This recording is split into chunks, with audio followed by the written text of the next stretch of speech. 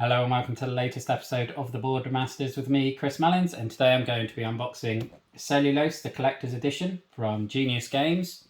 As you'll notice, the plastic is already off it because I bought this for my wife.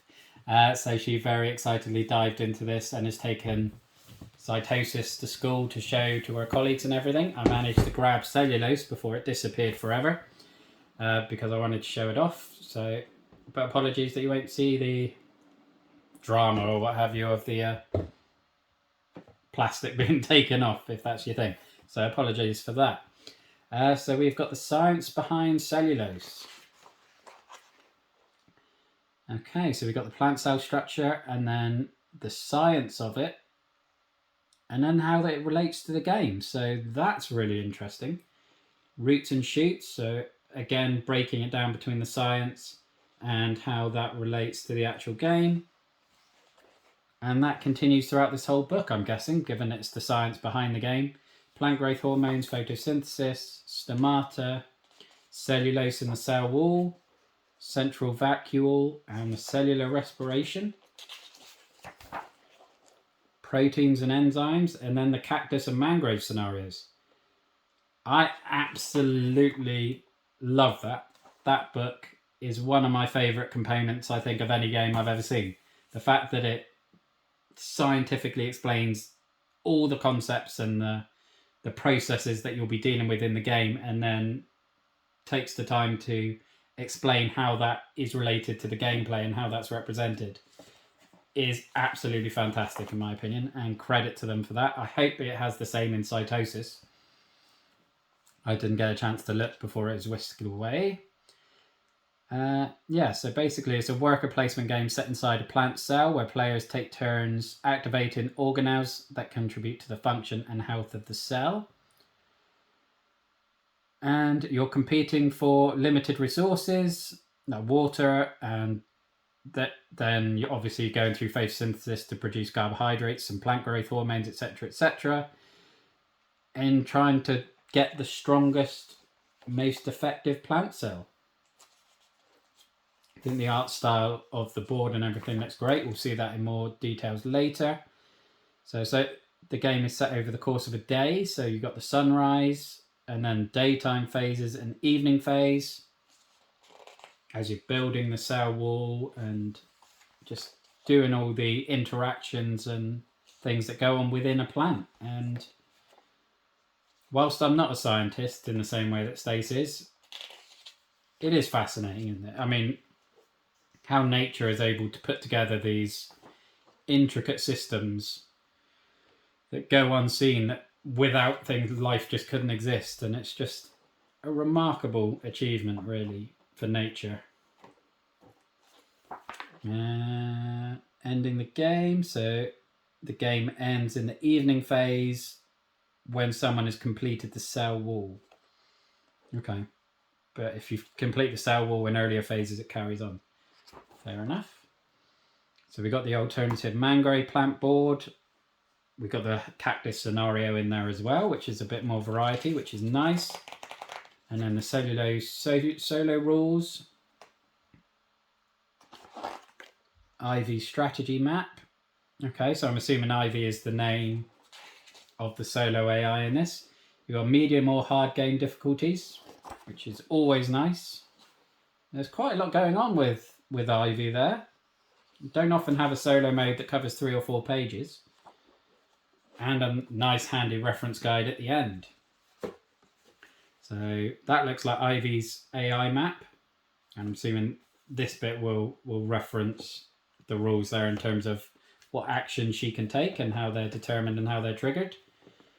It's at this point I wish I had Stace with me, who could explain all the scientific symbols and compounds that we've got there. I did do A-level chemistry many moons ago, and whilst I would have known these then, I don't now. Obviously H2O and CO2 are pretty obvious. And then we've got the actual cell, the structure of the cell there.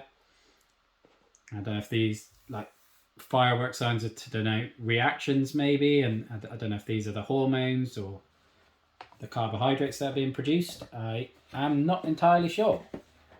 Then we've got our plant board, which is obviously the main scenario of the game. And yet, on the other side, we have got the mangrove scenario. Not sure. It'd be interesting to see which one, if any, you use in the cactus scenario. Because again, obviously cacti live in very different circumstances to any other plants. And then we've got the main board there. So you've got the central vacuole, the xylems, the stomatas, the chloroplasts, and I like how they're actually labelled in terms of what they do as well. So you don't just have it labelled as the mitochondria, it's the mitochondria which is responsible for the cellular respiration to produce ATP. So again, just carries the science through in far more detail. I'm assuming the double side is going to be slightly different for the player number. Can't say I noticed a difference initially, but typically that's how these things go with worker placements. And then you've got a selection of lovely cubes, so I'm guessing it's going to be the water and the air. Not sure what the red ones are going to denote. Maybe some sort of the carbohydrates that have been created, perhaps. Okay, we're supposed to have an easy peel thing on here. And as ever, I'm not finding it as easy as it's supposed to be. There we go, got it.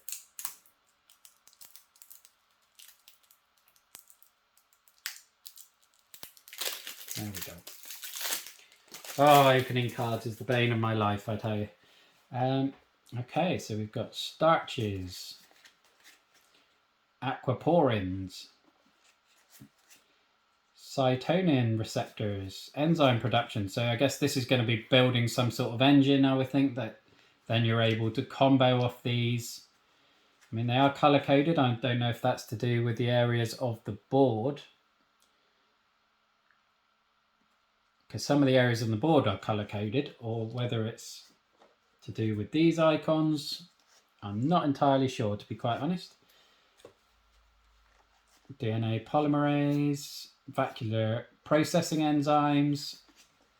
So yeah, just going to give you lots of combos or objectives or abilities. I would imagine these are the AI solo cards. And then cards for the cactus scenario, or reference cards. Yeah, so cactus, the water level always starts one level lower, for example. Mangrove, complex root, such conditions. Now more reference cards as well as for the solo game. See if there's anything. There's not much on the back of these cards, just the standard artwork. But I do like the design and the art style on those. And again, it's just very nice, consistent and attractive all the way through.